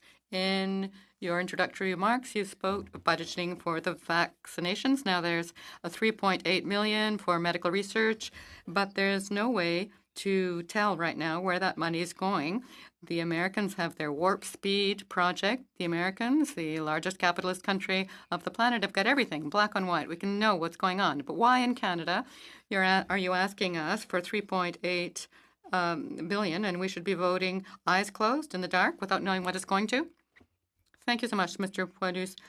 There are two items in the estimates you have before you. There's vaccines, and then there's investments in medication. There's 3.8 billion, which is a statutory item. So these are voted appropriations or statutory appropriations organized by Parliament already. And then there's the 4.some billion, which must be voted on by the House and the Senate, once again, for investing in research, development, and supply of vaccines and medication then. So these are, of course, considerable amounts, and amounts that, as you know, are closely tied into the ambitious agenda for vaccination. Yes, but this is blah, blah. It's just politics. Why can't we get the details? Thank you very much. I'm very sorry. Mr. Duclos. We will go to Mr. Drouin for 6 minutes. Merci beaucoup. Thank you very much, Mr. Chair. And thank you to the witnesses here with us today. I wish to thank my colleague, Minister Duclos, for having joined us here once again. We saw each other not that long ago. And before I get into this topic, an issue of importance to me, there is, of course, the issue of the French language. And if I heard my colleague, Mr. Poirier, correctly, well, I would just like to confirm, Minister Duclos, whether each time programming is delivered, Government of Canada programming, does the Treasury Board Secretariat step in to ensure that official languages are indeed being respected, or whether those responsible, and I think your colleague said something to this effect, that the departments they are in charge of seeing to it that both languages are respected when they deliver programming. Thank you, Mr. Drouin. Thank you, Francis. Yes, indeed. There are two duties at issue here. The TBS secretariats then requirement to set out clear guidelines as to programming and what must be ensured in matters of linguistic diversity across Canada. And then there are the departments and the ministers at issue who are in charge of applying these guidelines. Thank you very much for covering this matter. So, yes, the Treasury Board does set out guidelines, sets the rules, but it's not always up to the Treasury Board to decide whether the rules are being respected. Of course, there's an expectation that departments respect the regulations. I have a question about the Innovation Center. Today we've heard of the fall economic statement, and I remember the 2018 economic statement, there was mention of a regulation innovation center, and our committee, obviously pre-COVID-19, intended to study the matter of how to reduce overhead and extra paper burden and so on within the government, what the government could do more quickly without having all so much paper pushing. So could you tell us what's going on at this innovation center? That's an excellent question, dear colleague. And I'm very happy that you are taking an interest in this as an MP and as a member of a committee that is paying attention to this. Yes, the Innovation Center was announced 2 years ago in the 2018 Fall Economic Statement, and it has been launched very recently. Its purpose is to ensure that the social service becomes, or is creative, becomes more agile in service delivery, in particular in serving small businesses that require an adaptation of regulations to their real situations. So departments are supported by this center. This is already set up and running now. The departments are able to test new ways of drawing up regulation and applying regulation. Everyone's benefiting from this, of great help to small businesses, allowing them to prosper. Very good. And should we have people interested in this, I have the pleasure of representing a very agricultural riding, and agriculture is a topic that often comes up, interaction with the Food Inspection Agency, a number of bottlenecks they run into, yes, to ensure that food remains healthful and safe and so on, of course. So how can we take advantage of this new center? Is this available only within the government, or are people from outside the government able to draw on its services? Both. You can deal directly with let's say, MPs who do their work correctly, or you could get in touch with a very good committee, which is a committee that covers regulation and its application, to discuss further how we can ensure that our regulations are competitive. A great deal of progress has been made already since May 2019, when that was launched. There are a number of excellent people on that committee, scientists, specialists in health, in environmental protection, and on consumer protection. A really solid committee, and I would encourage you to get in touch with them and its members. They're available on their website. You can find that on the TBS website. Once again, Minister, this committee, if I understand correctly, it does not work solely within the government. It's able to interact with other departments, not only in TBS, paperwork. There's a lot of it between the departments, and there's a lot of it between the government and citizens. And if I got this right, you're looking for innovations, new solutions to ensure that businesses, when all is said and done, will be in a position to interact with the government and regulations in a better way. You've put this quite well, and I applaud not only the way you're putting this, but the work you're doing. And I'm sure that you understand that this is a vision that's very inspiring to the members of the committee as well as to my colleagues. If I may, thank you. Go to Ms. Vignola for 6 minutes. Oui, bonjour, bonjour. Yes. Hello, Mr. Duclos. Good evening, Mr. Duclos. And our ridings are so close one to the other.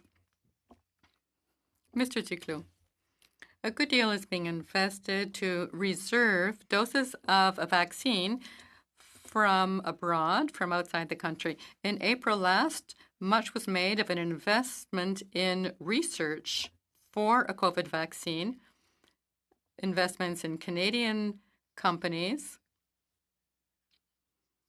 one of which we know of, OGGO.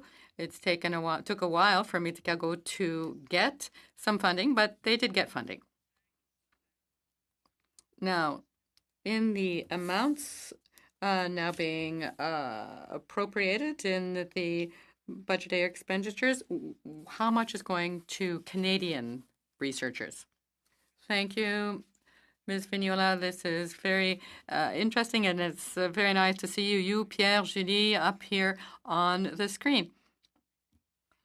We're all neighbors indeed, and you are quite right to be underscoring our pride in our region, in our areas and of the country, and in Medicago, as you've correctly pointed out, it's received $170 million from the Canadian government to become the first Canadian company to develop a vaccine right here in Canada.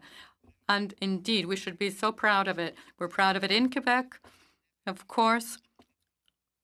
We've been able to support this very important health investment and health effort, a company able to help vaccinate Canadians. Yes, but what amount in the supplementary estimates will be appropriated for this type of research for Medicago or for other Canadian companies doing this type of work? Is there a specific amount being set aside for our pharmaceutical production and our pharmaceutical projects? Well, 170 million in your writing and in mine, well, that's quite an amount. Perhaps I'm being too self-centered here, but I know of no other regions besides yours and mine taken together that have received such an important amount from the federal government for such a special project, people's health, people's lives, and real economic boost as well. This is extremely important for Quebec and for our ridings and for the country. We are reinvesting in our capacity to create very innovative vaccines. And this is beyond the $10 million being invested for the administration and procurement and storage and movement of the vaccinations coming from abroad. Yes, I understand that there's another company in Vancouver that since April is also being funded. So we do have what we need in Canada to help this vaccination project along. In your opening remarks, you mentioned that 8 organizations are asking for over 500 million, 20 million, an initiative for you, 146.6, 20 for the modernization of applications, about the same amount for salary adjustments, about the same amount to stabilize the Phoenix system. Why is it that this spending wasn't sufficiently forecastable to wind up in the first budget, in the principal budget rather than in the supplementary budget? Well, this is another good success story over the last few months. And I'll ask Sandra and Karen to give you more information, but we've managed to sign some solid, respectful agreements with the public service and involving a number of trade unions. And this is why these budgetary items appear now. But for further detail, we can ask Karine or Sandra to give you details. Happy to take the question. Mr. Minister, this is Karen. So thank you for your question. Very briefly, Chair, it's a matter of timing. When the principal estimates were being drawn up, these items hadn't been approved in the collective agreements. They hadn't yet been negotiated fully and signed on. So it's really a matter of timing, and that's why you're finding this in the supplementary estimates B. Thank you very much. Mr. Ducrot. As you've said, we have a number of measures now in place since the beginning of March or mid-March to face this exceptional situation we're all in as MPs, but also as citizens. So I would like to see 3 columns. 1, the list of measures to handle COVID. Second column, expenditures so far for each of them. And column 3, what we think it will cost us, what we will spend in future on these. So is that possible? How long would it take to get such a simple little chart to us? Unfortunately, we're at the end of our time, so I'd appreciate if you could answer that in writing, if possible, and submit that to the committee. Thank you. We'll now go to Mr. Green for 6 minutes. Thank you very much, Mr. Chair. And we know that the Honourable Minister, through you, was an economist in his previous life. So I'm going to challenge him on the word economy to be able to give the best answers that he can using the least words possible so I can get to the most questions. The Department of Crown and Indigenous Relations and Northern Affairs in Canada is requesting about $760 million for the specific claim settlement fund, which is used to provide compensation to First Nations in accordance with settlement agreements. How many settlement agreements are included in this funding request using the word economy? Thank you, Mr. Green. Thank you, Matthew. Yes, we like to have the greatest output for the smallest possible input. That's a bit difficult because this is a difficult question. So in order to speak as little as I can, I'll switch immediately to Glenn. He will hopefully be able to give that greatest output, smallest input. Mr. Green, the most recent information I have is as of June 2020, there were 131 claims under assessment and 338 in negotiations. And how does the department forecast expenditures, and what role does the TBS play in the development of these expenditure forecasts? So with respect to the forecast for expenditures and the fiscal year in which they're going to be paid, that really comes from that department. So that department will step back and say, okay, this is what we expect to make in terms of claims and the payments in this year versus say next year. And often we will see specific claims adjustments coming in, supplementary estimates, because there's always a revision to these sort of forecasts. And the purpose of having supplementary estimates is to bring into payment authority to Parliament these adjustments. Any idea, Glenn, start to finish, from the time that a claim is first brought before the courts to when it's paid? What's the time on that? How many decades does it take? I don't have a line of sight on that. Okay, that's fair. Maybe you'll have an answer to this question. The Department of Finance is requesting $1 billion for the province of Alberta to close inactive gas wells and rehabilitate gas sites. Who owns the gas wells that are inactive, and who is responsible for these gas wells? These are transfers effectively to the province. So I do know that these are amounts that would go to the province of Alberta.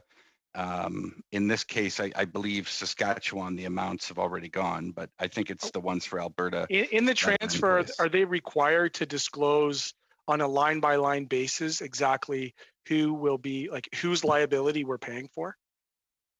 I don't have the line of sight on that in particular. I just know that this is effectively a transfer to the province of Alberta. Was it just $1 billion because it's a big round number, or is that an actual rounded, like, estimated amount? No, I think that this is based on need and the amounts that they've quantified as needing to spend in order to deal with these orphan wells.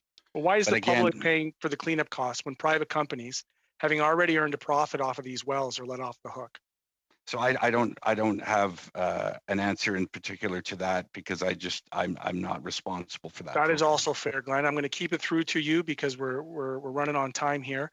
The allocations from the Treasury Board Central Votes, which is the additional information broken down by organization in Subs B, indicates that you have authorized through Vote 5, government contingencies, an allocation of just north of $800,000 to the Leaders Debate Commission to maintain limited operations and ensure the commission is prepared to organize debates for the 44th general election.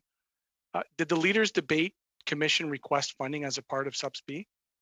Yeah, so this would be a request from the commission to have access to that funding if needed as a contingency. it's not, it's effectively been identified as an allocation, and they can draw from it. They have not drawn from it, though. That's good. It'd be an interesting indication of perhaps potentially an early election. So TBS is requesting $2.8 million under Vote 1B program to settle claims arising from the class action settlement agreement, the white class action settlement agreement. And it looks like the court approved the class action settlement for disabled Royal RCMP officers whose disabilities were clawed back from their disability pension. So to date, how many people have made a claim as a part of this settlement, and what is the average claim amount? I'll turn this over to Karen Cahill, who would be the best person to answer this question, Mr. Green. Thank you. Thanks for your answers as well, Glenn. All the best over the holidays. Thank you for the question, Mr. Chair. So to date, we have 1,021 people who have put the claims forward, and the average amount is about $53,000 per claim. Do you expect an additional request of funding for this settlement? No, we don't expect any additional funding for this settlement at this point. Thank you. Is there a cutoff date for future claims? No, there are no cutoff dates for future claims. It's been left open in terms of putting forward claims from former RCMP members. Thank you very much. Thank you, Mr. Green. We will now finish the first round, and we will now go to the second round with 5 minutes. Mr. McCauley. Thanks, Mr. Chair. Witnesses, Minister, welcome back. Minister, I want to go back to the official languages impact analysis. From your own website, it states an impact analysis is required under certain, if you answer yes to any of these questions, such as, is your submission seeking Treasury Board's approval for a new service or program? So yes for we. Is your submission seeking Treasury Board's approval to award a grant or contribution to a non-government organization? Again, the answer is yes. So they would have had to do official languages analysis. It sounded like you were trying to pass off the responsibility of this to Minister Chagger when it says right on your own website that responsibilities for Treasury Board is the program analysis ensures that the official languages appendix has been completed. So it's in your department's responsibility, but it was not done. And yet you say it's someone else's responsibility when your own website states program analysis ensures the official languages appendix has been completed.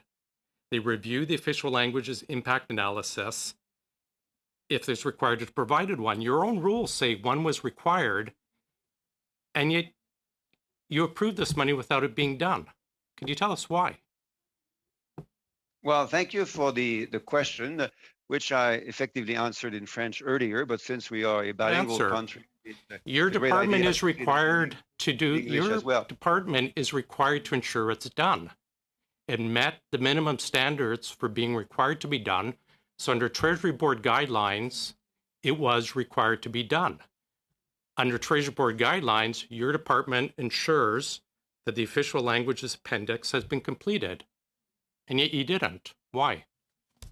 Well, I provided an answer to that earlier. No, you did not. And in fact, why did you not ensure it was completed? Point of order, Mr. Chair. I'm having a hard time hearing the question, and I'm having a hard time hearing the answer.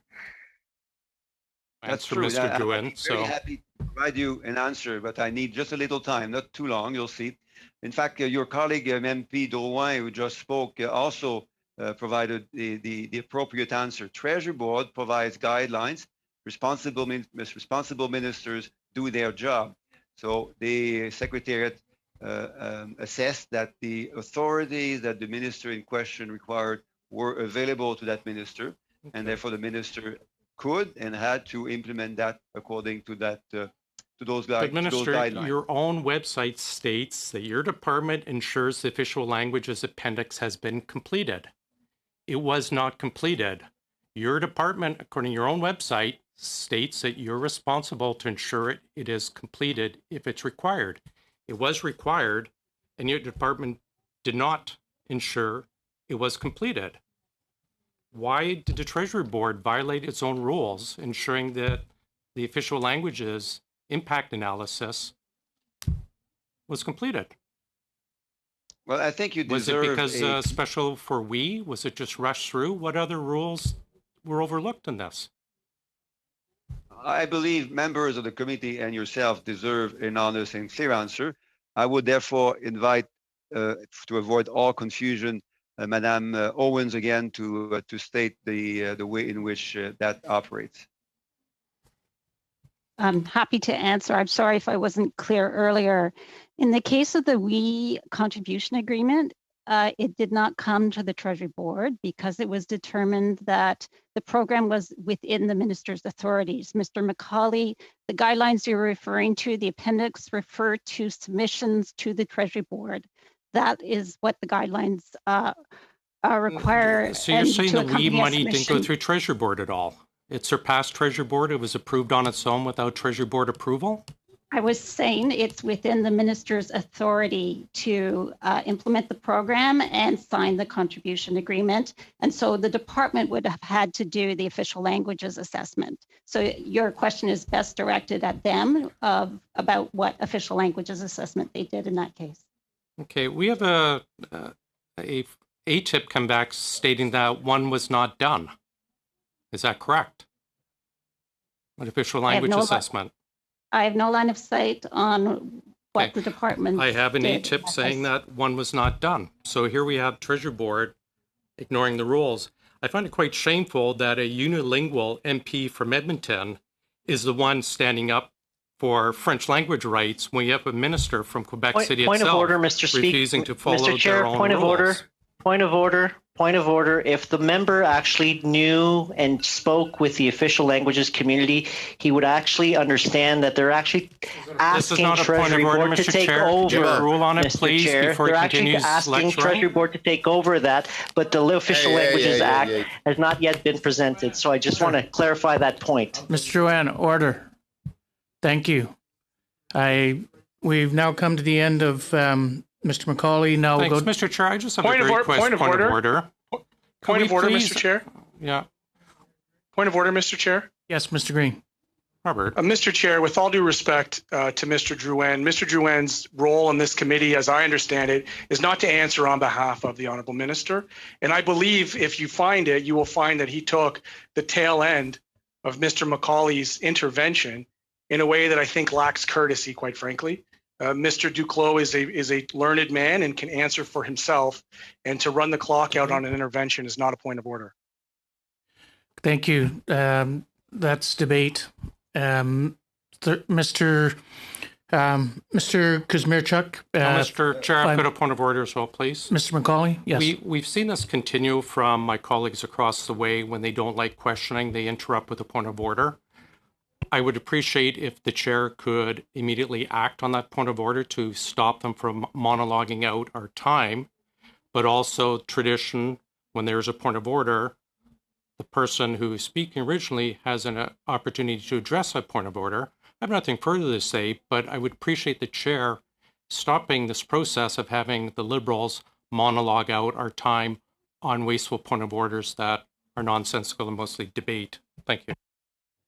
Thank you, Mr. McCauley. And for the record, when point of orders are called, I do stop the clock, and such that you can get a complete time that you have, and such that the time is not wasted. And I would ask that all members, when they're looking at a point of order, that they do on an issue that is truly a point of order. Thank you. With that said, Mr. Kuzmirchuk, 5 minutes. Thank you, Mr. Chair, and thank you, Minister, for again appearing before our committee. It's always terrific to see you here, and very much appreciate your succinct and comprehensive answers as well too. So thank you very much for that. Minister, last week you announced the publication of the updated greening government strategy, setting new targets for net zero, green, and climate resilient government operations. The SUP estimates include $1.8 million for innovative approaches to reduce greenhouse gas emissions in government operations. We know that that Government of Canada owns about 20,000 cars and trucks, And I just wanted to know, what does the updated strategy include for the greening of the Government of Canada fleet? Well, thank you, Eric. That's indeed great that you followed that important announcement. And indeed, the Government of Canada is the largest real property owner in the country. And that's therefore why we want to proceed through our ongoing greening of federally owned assets, including the fleet, to support both an agenda to reduce pollution and also to support our domestic green economy, green building capacity. Now, I'm also pleased to say that it addresses as well the issue of procurement. We want to make sure that those with whom we procure get the greatest benefit out of that strategy, the benefit of, as I said, investments in a more green and clean environment, but also a greater economy supporting more middle class Canadians, innovations, and all sorts of great social impacts. And on that, I would end by saying that we have a particularly strong agenda around procurement of either zero emission vehicles, of hybrid vehicles, starting right now with the purchase of a minimum of 75% zero emission of hybrid vehicles for the Government of Canada fleet. Well, thank you very much for that, Minister. And as you are aware, our community here in Windsor, Essex, we proudly build the first plug-in hybrid electric vehicle minivan, the Chrysler Pacifica, at the Windsor Assembly Plant. And I just wanted to ask you, how might this program impact, for example, manufacturing plant like this, or how might it actually, this program impact just procurement and the clean technology sector in Canada? Well, thank you again. And we are very proud, and you should be very proud and very happy to have the Chrysler Pacifica made in Canada, and in particular in your area of Canada. That's a great source of strength for your community, for your families and your workers. It's also a great source of pride for everyone else in Canada. We know that the future of our fleet overall, and the government's fleet in particular, is around building and procuring these zero emission and hybrid cars. It's great that you are, as a member of Parliament, able to support that industry. And we look forward to having other regions across Canada also benefit from the economic impacts of investing in a green economy. Well, thank you very much for that, Minister. In terms of the $1.8 million that was distributed, again, for innovative approaches to reduce greenhouse gas emissions, some of that was shared with Department of the Environment, some of it was shared with Parks Canada, Royal Canadian Mounted Police, Department of Foreign Affairs, and so on. There's a number of departments that were selected. Can you maybe speak to why those particular organizations, or how those particular organizations were selected? Well, there are all sorts of important criteria. Obviously, one of the most important criteria is to reduce our impact on the environment. We know that we have only one planet. We know we want to let our children and grandchildren live on a green planet, a planet that will also protect their health and the health of those they love. So it's also about building an economy that is going to be ahead of others, because we know there are billions of dollars of future growth in the green tech, in the green production of clean goods and services. So it's all about connecting the social, the economic, and the environmental agendas of this government, and we believe every future government in the years to come. Thank you, Minister. And we'll now go to Ms. Vignola for 2.5 minutes. Merci beaucoup. Thank you very much. Yeah, 2.5 minutes. It's very short, but I'll take every second. Minister, you know as well as I do that, of course, the melting of the ice and snow caps and so on will lead to new problems regarding bacteria, new viruses that we may have to contend with. And hence I wanted to know, in our budgetary estimates and projections, whether it is now or later, are there sums that are earmarked for research into these bacteria and viruses who are maybe stuck in ice right now but could be thawed sooner rather than later? So is there money earmarked for that preventive research? Thank you very much, Julie, for this question. This is a lesson that we've learned over the course of the pandemic. Certainly a lesson that whose teachings we're putting into practice. It's something we're going to look into the next months and for the next years as well. We need to be ready for any possibility regarding health of Canadians. These pandemics could unfortunately happen again, and we have to be even more ready in the future in order to have the necessary capacity to produce vaccines and other technologies that will help us to protect ourselves and from ourselves and protect our health as well. Both our physical and the economic health of our country as well. We need to protect that. Thank you, Minister. One of the roles of the Treasury Board Secretariat is to monitor spending. How does the monitoring of spending in the course of fighting COVID, how is it different than the usual monitoring of expenses? Answer. That's an excellent question.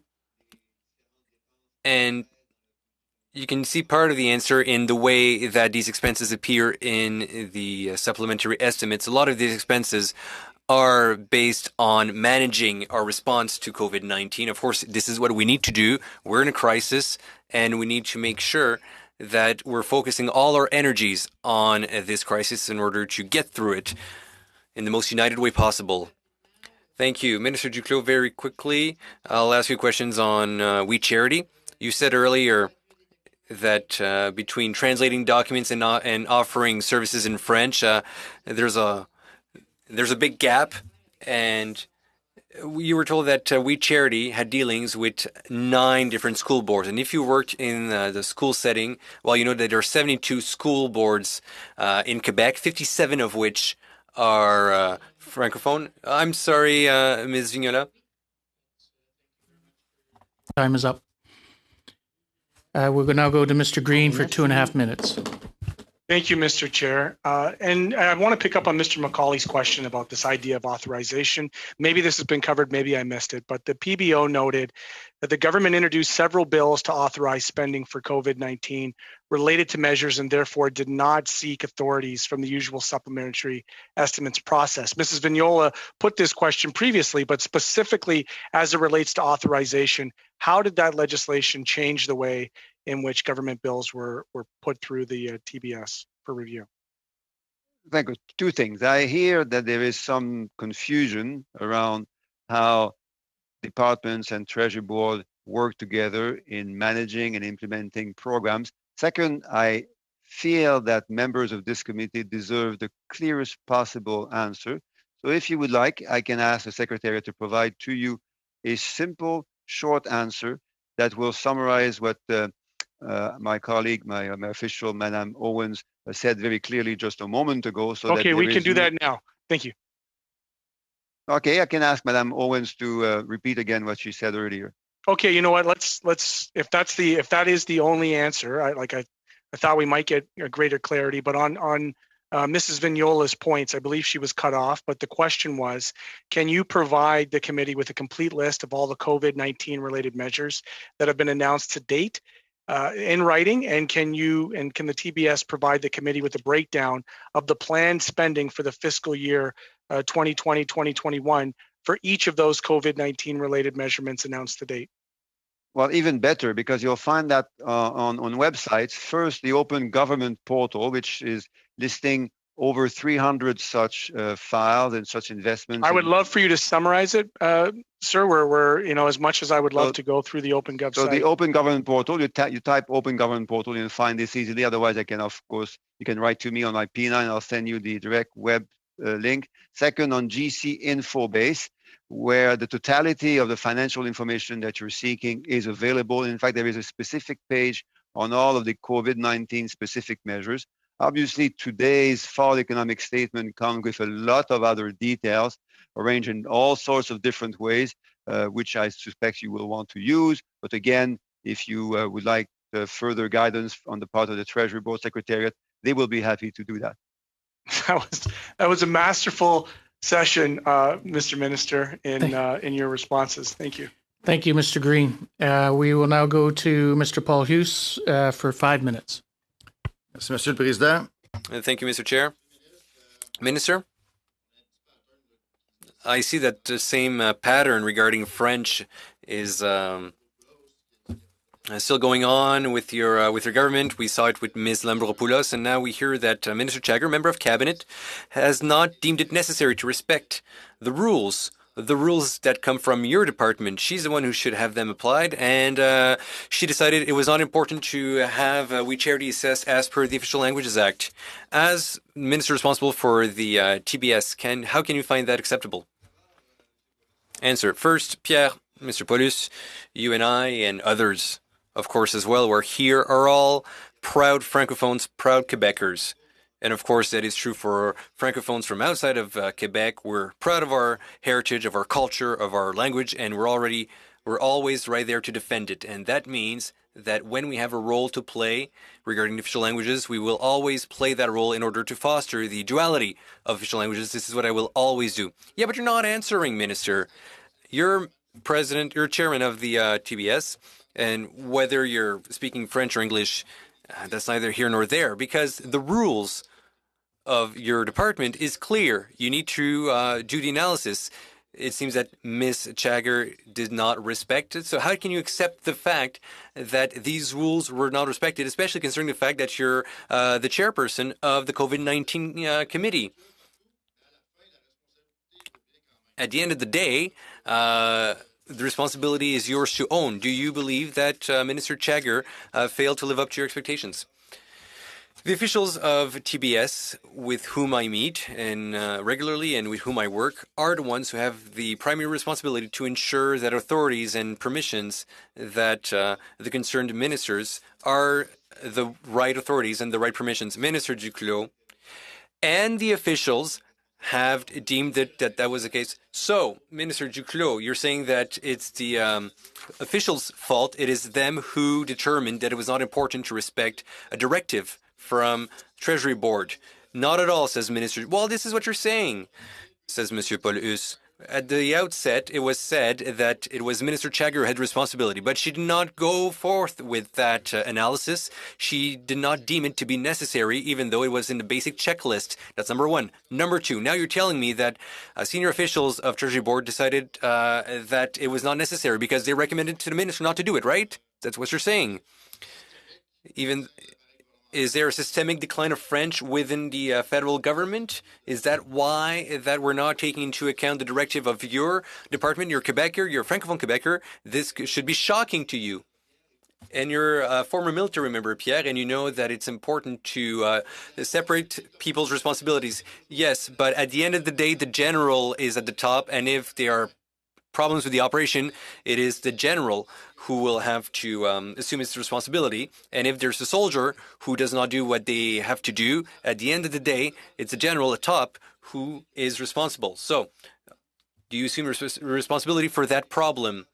I am the general and for the senior officials, and I ensure that the senior officials do the work that they have to do. If you want to ask questions to Minister Chagger, who's the general over there, then you can do so. I'll be happy to speak with Minister Chagger. But now, my colleague, Luc Berthold, who's the Shadow Cabinet Minister for Treasury Board, requested that the briefing notes be sent to him, and he did an ATIP in order to get it in French. He only got it in English. He never got an answer when he asked to get this briefing binder in French, and this is not. He did not receive any binders in French for 3 months since asking. Why is that? Answer. Well, the answer is clear. Anybody who does a document request in French has the right to receive the documents in French. So if there was a breakdown in communication somewhere, you know how to reach me. Well, it was an ATIP request because he did not receive the binder. He received it in English. He wanted to receive it in French, and nobody from your shop answered him. So Well, you can ask our colleague Luc to make a follow-up directly with me regarding that binder. Well, I will do so. Thank you, Minister. I'm done. Thank you. Mr. McKinnon for 5 minutes. Merci, Monsieur le Président. Thank you, Mr. Chair. I am laughing here only because I find it so agreeable to have a chance or to be in a position to fight on a daily basis alongside Mr. Duclos to ensure that the French language is respected, that the rights of francophones and anglophones, people speaking English or French within the federal government are fully respected.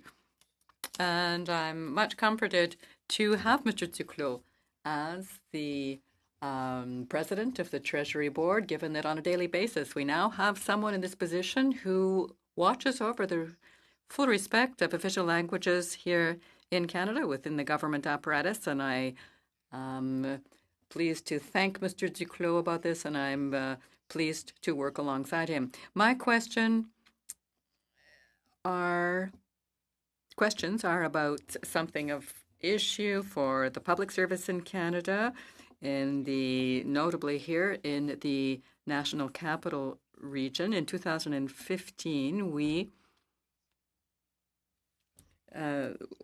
had a public service without a negotiated agreement, and that had been the case for about 4 years.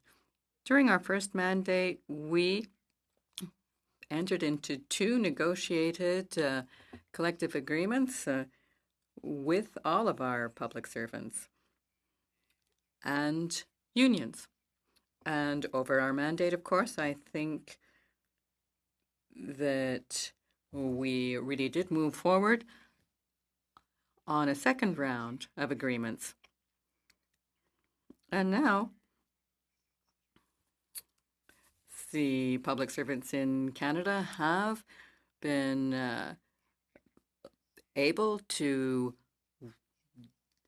take advantage of this new situation. I would like you to be able to comment on the situation and tell us how you undertook these negotiations and succeeded in them, and especially during a pandemic, given that we are all looking for reassurance and some foresight as to what the future holds for us. Public servants are now able to do that for their own functions. Thank you, Stephen, for these very kind words and your excellent question. I remind you that in 2015, after a decade of negligence on the part of the prior Conservative government, the 25 collective agreements in effect in the public service had expired. And that's why our government worked quickly to restore a culture of respect for the public service of Canada, and interacting with negotiators representing 95 or 99% of employees, actually, because respect is the key to quality of service for Canadians. For the last round of negotiations, we covered agreements that cover over 80% of our public service, and we also worked for the public interest whenever our negotiations allowed us to. So I thank Stephen and all my colleagues from the National Capital Region, as well as all other MPs who luckily have public service employees and officers living in their areas. We will always support them because they offer wonderful services to Canadians, in particular during this pandemic. Thank you, Mr. Duclos. And given the little time left to me, I would like to hear you speak on the fact that we had been, we hope to hear you speak on this issue, the type of culture that can result of having no clear agreements with public servants, or even the errors this can lead to. Well, yes.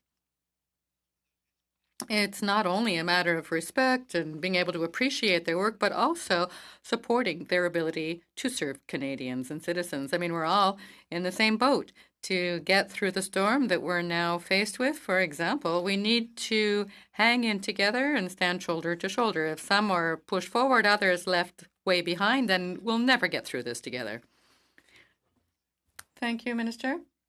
Once again, thank you for your work. And through you, I thank you for the work of your officers, your public servants, of whom you are, in a sense, the general. This concludes our questioning. Minister, I would like to thank you and your officials for coming back to us on the supplementary estimates and appreciate your time with us. And I would ask that you're welcome to leave at this point. I'm going to ask the committee just to hang on for just a couple minutes here. I have a quick question I'd like to ask, and as others get off the meeting.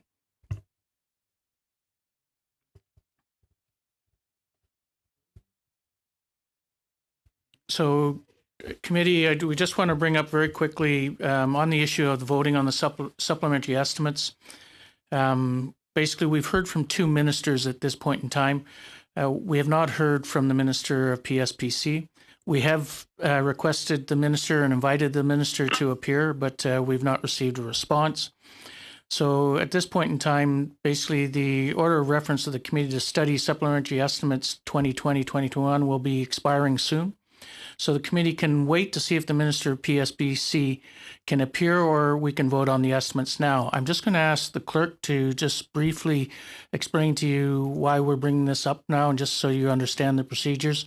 And then I will ask you if you want to vote on the estimates be now.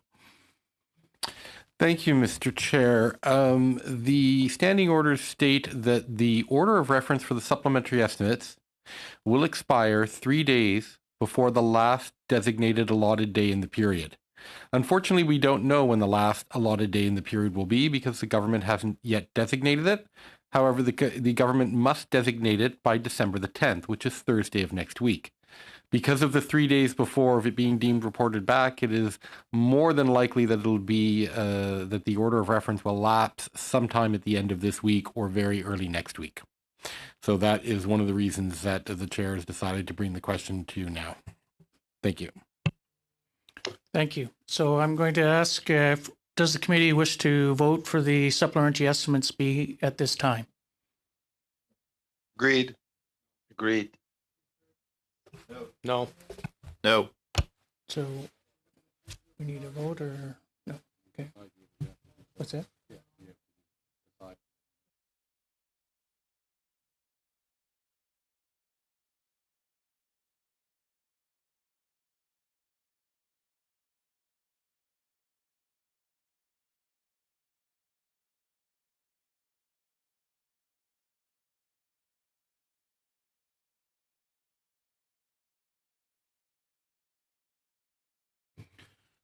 So I do not see consensus for this, so we would either need a motion to move forward, or we will suspend this conversation till the next meeting. Suspend. I would suggest we move to suspend it. Suspend. Agree with Matthew.